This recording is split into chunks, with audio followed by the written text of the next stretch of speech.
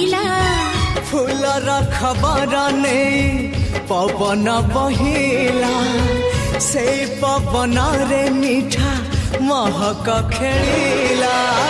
फेरी फेरी गला श्रावण